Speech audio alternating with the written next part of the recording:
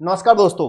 आपको पता है कि ट्रंप ताऊ आजकल ट्वीट पे ट्वीट लगातार किए जा रहे हैं और ईरान ने पूरी तरीके से ट्रैप कर लिया है ट्रंप ताऊ को। अब ट्रैप कैसे करा है? अभी पता होगा, आप लोगों ने न्यूज़ सुनी होगी कि ईरान ने स्ट्रेट ऑफ हार्मुज को पूरी तरीके से खोल दिया है। तो कहीं ना कहीं आपके दिमाग में यह आया होगा, कहीं ना कहीं ईरान एक स्टेप पीछे गया और ईरान कहीं ना कहीं पीछे हट रहा है अमेरिका से। ये नहीं था। ईरान ट्रंप ताऊ को एक जाल में फंसा रहा था और ट्रंप ताऊ पूरी तरीके से उस जाल में फंस चुके हैं। पूरी कहानी क्या है मैं सारी चीजें बताऊंगा। जब वो फंस चुके थे ना, तब उन्होंने उसके बाद ट्विटर पर ट्वीट किया था कि अब हम अपनी नाकाबंदी नहीं हटाएंगे। भाई, स्टेट ऑफ हार्मुज पर नाकाबंदी किसने लगा रखी थी? ईरान ने। वो तो ईरान का क्षेत्र है, ईरान चाहे जो भी कुछ कर सकता है। और उधर अमेरिका ने भी नाकाबंदी लगा दी। तो उन्होंने फिर क्या बोला उसके बाद कि हम नाकाबंदी नहीं हटाएंगे। जब भाई ईरान ने हटा दी, तुम क्यों नहीं हटाओगे? तो यहां से इंटरनेशनल प्रेशर बढ़ना स्टार्ट हुआ ट्रंप ताऊ के ऊपर। अभी तो सुनो तो सही। फिर उसी बीच उन्होंने क्या बोला कि भाई हमारी और ईरान की समझौता हो रहा है, डील फाइनल हो रही है और वो अपना यूरेनियम देने के लिए तैयार है। भाई कुछ भी बोलता है यार, कुछ भी बोलता है।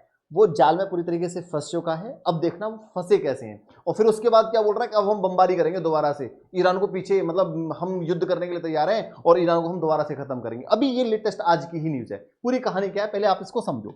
सबसे पहले होता क्या है साथियों, यहां सबसे पहले होता है कि भाई एक ट्विटर पर ट्वीट किया जाता है ईरान की तरफ से और वो कहते हैं कि हार्मुज स्ट्रेट खोलने के बाद, मतलब हम हार्मुज स्ट्रेट खोल रहे हैं, हमारी 3 शर्तें हैं। वो 3 शर्तें क्या है? उन्होंने पहली 3 शर्तें रखी कि ship must be only commercial. जो भी कॉमर्शियल जहाज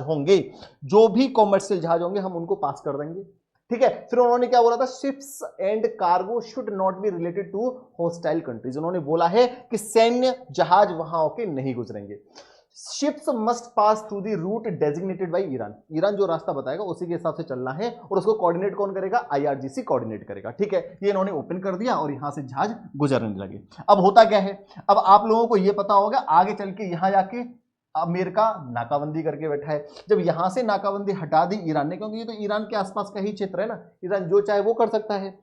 अब ये नाकाबंदी इन्होंने हटाई क्यों? इसके पीछे बहुत सारे कारण थे। मैं 3 से 4 कारण में आपको बताने वाला हूं। इसमें चाइना का भी बहुत बड़ा रोल है और चाइना कहीं ना कहीं अब खुलकर सामने आने वाला है ईरान के साथ। कि मैं ईरान के साथ हूं, क्यों खुलकर सामने आने वाला है वो भी बताऊंगा। और 21-22 तारीख को कुछ बहुत बड़ा होने वाला है, ये भी सारी चीजें आपको बताने वाला हूं। अच्छा, यहां ये नाकाबंदी करके बैठे हैं। तो भाई अब जब इन्होंने नाकाबंदी हटा दी यहां से, तो जहाज तो गुजरने लगेंगे और जब जहाज गुजरने लगेंगे तो इकोनॉमी दोबारा से रफ्तार पकड़ने लगेगी।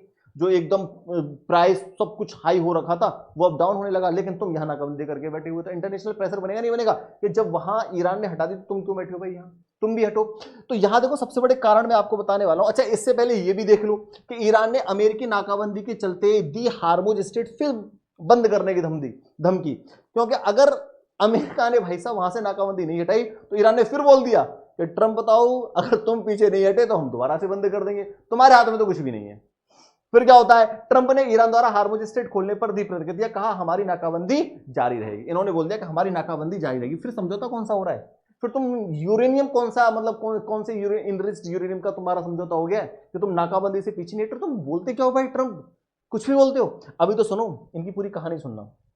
उन्होंने यहां साफ साफ बोला है कि ईरान के साथ हमारा समझौता 100% पूरा नहीं होता। अधिकतर बिंदुओं पर पहले ही समझौता हो चुका है। मतलब कौन से बिंदुओं पर समझौता हो चुका है ये इन्हें भी नहीं पता है। अब सुनो पूरी कहानी। ये स्ट्रेट ऑफ हार्मुज पूरा इन्होंने खोल दिया। ईरान ने कॉमर्शियल जहाजों के लिए खोला है हार्मुज मार्ग। यहां ये वाला पॉइंट देखना कि सवाल क्या है, क्या यह सच में शांति की ओर कदम है या ईरान की कोई बहुत बड़ी चाल है?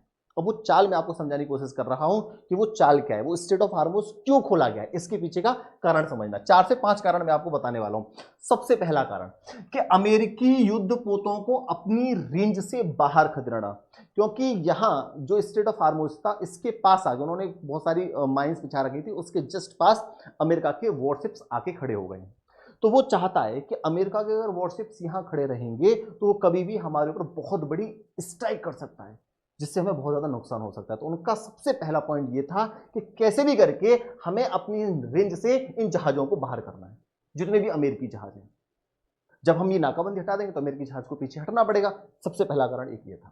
दूसरा सबसे बड़ा कारण क्या था कि जब ये हम स्ट्रेट ऑफ हार्मुज को ओपन कर देंगे तो फिर विश्व का कहीं ना कहीं पूरा जो इंटरनेशनल जो प्रेशर है ना वो अमेरिका के ऊपर बढ़ना स्टार्ट करेगा कि भाई ईरान ने अपना स्ट्रेट ऑफ हार्मुज खोल दिया, इकोनॉमी रफ्तार पकड़ रही है, सब कुछ सही चल रहा है, बाजार सॉरी कंट्रोल में आ रही है सारी चीजें, तो फिर तुम वहां से पीछे क्यों नहीं हट रहे हो? तो वैश्विक समर्थन हासिल कर अमेरिका इजराइल को अलग थलग करने की कोशिश की है। तीसरा सबसे बड़ा एक और पॉइंट है कि अमेरिका इनडायरेक्ट वे में ईरान को सपोर्ट कर रहा है। कैसे सपोर्ट कर रहा है ये बताऊं। कार्गो जहाज आ रहे हैं और उनके भर भर के क्या क्या आ रहा है, ये सारी चीजें आपको पता लगेंगी, इस वीडियो को पूरा देख लेना।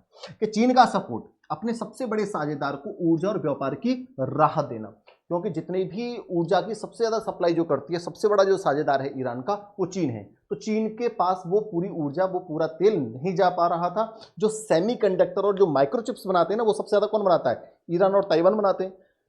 तो वो जो सल्फ्यूरिक एसिड यूज किया जाता है उन सारी सेमीकंडक्टर और माइक्रोचिप्स को बनाने के लिए, वहां से उनका मटेरियल भी ज्यादातर क्रॉस जो होता था वो स्टेट ऑफ हार्मोज से क्रॉस होता है, तो वहां से वो भी क्रॉस नहीं हो रहा है। तो एक ये भी बहुत बड़ा कारण था कि वो चीन को सपोर्ट करना चाहता था, इसलिए स्टेट ऑफ हार्मोज खोला गया है।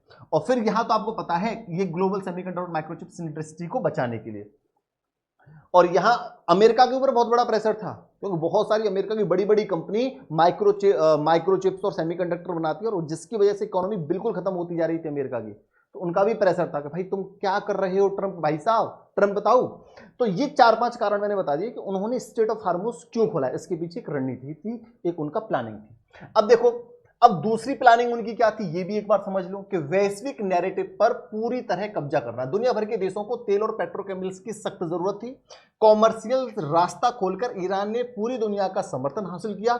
ट्रंप और इजराइल कूटनीतिक रूप से बिल्कुल अलग थलग पड़ गए। भाई पूरे विश्व को तेल की जरूरत थी, वो रास्ता खोल दिया तो सब लोग बोलेंगे भाई ईरान ने अच्छा काम किया, सब पूरे विश्व के लिए उन्होंने रास्ता खोल दिया तेल के लिए। तो यहां कहीं ना कहीं इन्होंने बढ़त हासिल करी। अब सुनो आगे की कहानी क्या थी। अच्छा, चीन को बढ़त क्यों दे रहे हैं? चीन को सपोर्ट करने का कारण क्या था कि 14 से 15 लाख बैरल टन रोजाना इनका तेल जाता है चाइना के लिए। तो उसकी जो मंदी आई हुई है चाइना में, जो चाइना का एकदम माहौल जो खराब हो रखा है, उसको कंट्रोल, उसको सपोर्ट करने के लिए उन्होंने ये रास्ता भी अपनाया कि भाई हमें स्टेट ऑफ हार्मोज को खोलना ही पड़ेगा। बात समझ में आ गई? अब देखो चाइना क्या कर रहा है। आप सभी लोगों को पता होगा चीन से ईरान की गुप्त हथियारों की धड़ाधड़ सप्लाई चल रही है, क्योंकि ईरान भी जानता है कि अमेरिका गद्दारी जरूर करेगा इसराइल के साथ मिलकर। और ये जो सीज फायर हुआ था 21-22 तारीख को, सीज फायर खत्म हो रहा है, उससे पहले ईरान बहुत बड़ी तैयारी कर रहा है चाइना के साथ मिलकर, और चाइना उसको सपोर्ट कर रहा है। जितने भी जहाज है ना, पर्दे के पीछे का सच, कोई शांति समझौता या डील नहीं हो रही है। कार्गो उड़ानों का रहस्य, कॉमर्शियल उड़ानों की आड़ में चीन से धड़ाधड़ कार्गो प्लेन तेहरान पहुंच रहे हैं। आपने सुना होगा, एक न्यूज आई थी जब बोला था किसने, ट्रंप साहब ने, कहा अगर चीन ने ईरान को सपोर्ट करा या हथियार बेचे तो हम उन पर भी भारी प्रतिबंध लगा देंगे, और जो मेरा चाइना जाने का प्लान था मैं उसे भी कैंसिल कर दूंगा। बस चीन पर प्रेशर बनाने की कोशिश की थी। वो बात सत्य थी कहीं ना कहीं तक, वो आपको 21-22 तारीख के आसपास पता भी लग जाएगी। हथियारों का जखीरा, इन विमानों में चीन से मिसाइलें और उन्नत सैन्य उपकरण आ रहे हैं, और वो पूरा स्टोर करे जा रहा है। मतलब एक लंबी जंग के लिए तैयार है। भारी भरकम नुकसान पहुंचाने के लिए अमेरिका और इजराइल को तैयार हो रहा है। कौन? ईरान। चीन की सीधी मदद से ईरान एक बहुत लंबी और भयंकर जंग की तैयारी कर रहा है, ये आप समझ लीजिए। अच्छा, ये तो मैंने आपको चीन का पूरा मामला बता दिया है। अब देखो आगे की बात सुनो। ये था पूरा अलर्ट, समझ लो कि 21-22 अभी जो 21-22 तारीख आ रही है, महायुद्ध की असली तैयारी यहां हो रही है कि लेबनान के साथ इजराइल का सीज फायर केवल 10 दिन का था, और जैसे ये 10 दिन खत्म हो जाएंगे तो उसके बाद तुम देखना एक बहुत बड़ी जंग इनके पास आने वाली है। अब क्या होता है, अब देखो यहां एक और चीज सुनो कि ट्रंप ने क्या दावा किया था कि तेहरान ने अपने यूरेनियम भंडार को सौंपने पर सहमति जताई है। अच्छा, तो फिर खामनेई साहब को क्यों मरवाया ईरान ने? अली खामनेई साहब को क्यों मरवाया? तो वो भी तो जिद कर रहे थे कि हम यूरेनियम नहीं देंगे, और जब उनके जो प्रमुख नेता थे वही मारे गए, तो अब वो क्यों देगा? इतने दिनों से जंग क्यों लड़ रहा है ईरान, और इतनी आसानी से क्यों मान जाएगा कि वो तुम्हें अपना यूरेनियम दे देगा? कुछ ही बोल रहे भाई। और वो बयान आ भी चुका ईरान की तरफ से कि ऐसी कोई डील नहीं हुई है, ऐसा कोई समझौता नहीं हुआ है। वो 7 झूठ बोल रहे हैं 1 घंटे में। वो सारी चीजें बताई हैं ईरान की तरफ से। आप यहां देखो कि एक अन्य ईरानी सूत्र के इस दावे को सिरे से खारिज करते हुए इसे एक और झूठा बताया गया। ये सब झूठी चाल है, ऐसा हमने कुछ भी डील नहीं की है। यहां देख सकते हो विदेश मंत्रालय के प्रवक्ता इस्माइल वगाई ने कहा कि ईरान अपना एनरिच्ड यूरेनियम विदेश नहीं भेजेगा। कुछ भी हो जाए हम अपना एनरिच्ड यूरेनियम किसी को नहीं देंगे, हम तैयार हैं हर चीज के लिए। अमेरिका और ईरान एक समझौते के करीब पहुंच गए हैं। व्हाइट हाउस में बोलते हुए उन्होंने दावा किया कि तेहरान अपने समृद्ध यूरेनियम भंडार को सौंपने पर सहमत हो गया। ये कौन बोल रहे हैं? ये आपके ट्रंप साहब बोल रहे हैं, जो कि बिल्कुल गलत है, ऐसा कुछ भी नहीं हुआ है। उन्होंने बोला है कि परमाणु जो भी मटेरियल होंगे वो सब कुछ हमें वो वापस देने के लिए तैयार है। हमें परमाणु मटेरियल वापस देने पर सहमत हो गए हैं, उनका इशारा सब। अभी भाई ऐसा होता तो अभी आप ऐसे क्यों ट्वीट करते कि हम दोबारा से अटैक करने वाले हैं, हम उनके ऊपर बम फेंकने वाले हैं। तो यहां आपके जो ट्रंप बताओ हैं वो कुछ भी बातें करते हैं, कुछ भी बकवास करते हैं, ठीक है। रूस का भी ऑफर आया था कि रूस ईरान का यूरेनियम सुरक्षित रखने को तैयार था, पर अमेरिका असहमत था और ईरान ने भी इसकी परमिशन नहीं दी थी कि हम अपना यूरेनियम विदेश नहीं भेजेंगे। साथियों, अगर ईरान को झुकना ही था तो इतनी लंबी जंग क्यों लड़ी। वर्तमान में कोई समझौता नहीं हो रहा है, ये अपने दिमाग से निकाल दीजिए। ईरान बिल्कुल भी बैकफुट पर नहीं आ रहा है। आगे की बात सोचो, अगर डील हुई तो पूरी दुनिया का नक्शा कैसे बदलेगा। अगर भाई डील हो गई, डील क्या होगी, अमेरिका के साथ डील कैसे हो सकती है ये बताओ। अगर अमेरिका ये कहता है कि तुम अपना यूरेनियम हमें दे दो, तो फिर ये लड़ाई किस चीज की। भाई अमेरिका इसीलिए तो आया था कि यूरेनियम तुम मत बनाओ। अब जब यूरेनियम आपने इनरिच कर रखा है, अभी तक वो तुम हासिल नहीं कर पा रहे हो और तुम अटक के कहां रह गए हो, स्टेट ऑफ हार्मोज पर, कि स्टेट ऑफ हार्मोज खुलवाया जाए। अब स्टेट ऑफ हार्मोज की लड़ाई चल रही है असली, उन्होंने वो खोल भी दिया, तुम पीछे हट जाओ, तुम फिर भी पीछे नहीं हट रहे हो। तो यहां बहुत सारी थ्योरीज निकल के आ रही हैं। तो ट्रंप बताओ चारों तरफ से अपनी ही बातों में फंस जाते हैं। अब सबसे पहले ये समझो कि ट्रंप के अमेरिका मीडिया के दावे क्या हैं कि ईरान अपना यूरेनियम अमेरिका को सौंपने को तैयार है, हार्मोज मार्ग अब हमेशा के लिए खुल गया है, $20 बिलियन फ्रीज फंड के बदले डील पक्की हुई है। भाई ऐसा कुछ भी नहीं है, पैसों में बिक गया ईरान, ये कह रहा है अमेरिका। अब ईरान क्या कहता है, जमीनी हकीकत क्या है, सच्चाई क्या है कि ईरानी संसद अध्यक्ष ने सिरे से खारिज किया, यूरेनियम विदेश नहीं जाएगा। ये बिल्कुल सही बात है, उन्होंने ट्वीट करके साफ साफ क्लियरली बता दिया है। यदि अमेरिकी युद्धपोत पीछे नहीं हटे तो ईरान इसे दोबारा बंद कर देगा।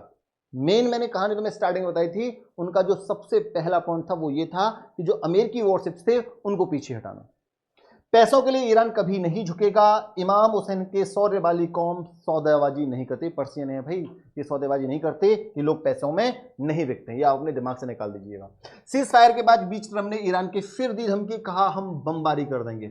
अब ये कहानी चल रही है और अभी की लेटेस्ट न्यूज है कि अगर तुम नहीं माने तो हम बमबारी कर देंगे। बस इनके पास यही एक चीज है और दूसरी कोई चीज नहीं है। बुधवार तक डील नहीं हुई तो फिर बमबारी करेंगे। सीज फायर के बीच ईरान को चेतावनी देते हुए ट्रंप साहब फिर चेतावनी दे रहे हैं। तो ये चल रही है ट्रंप ताऊ की पूरी कहानी, ठीक है। अच्छा, एक एक वर्ड निकल के आ रहा था, इसके बारे में थोड़ा सा मैं आपको बता देता हूं। यूरेनियम डस्ट क्या होता है, पता है आप लोगों को क्या होता है। तो यहां आप देख सकते हैं कि ट्रंप ने ईरान के उस अत्यधिक समृद्ध यूरेनियम के लिए यूरेनियम डस्ट शब्द का इस्तेमाल किया था, जिसके बारे में अंतर्राष्ट्रीय परमाणु ऊर्जा एजेंसी का मानना है कि यह पिछले साल जून में अमेरिका द्वारा ईरान के 3 प्रमुख परमाणु जो ठिकाने थे वहां पर जो एनरिच्ड यूरेनियम था उसको बोला था कि यूरेनियम डस्ट 60% संबंधित यूरेनियम का पाउडर रूप है। इसको आप थोड़ा सा देख लीजिएगा।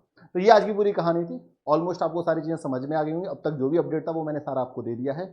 आगे जो भी अपडेट होगा मैं आपको जरूर बताऊंगा। आज के इतना ही। थैंक यू, धन्यवाद साथियों।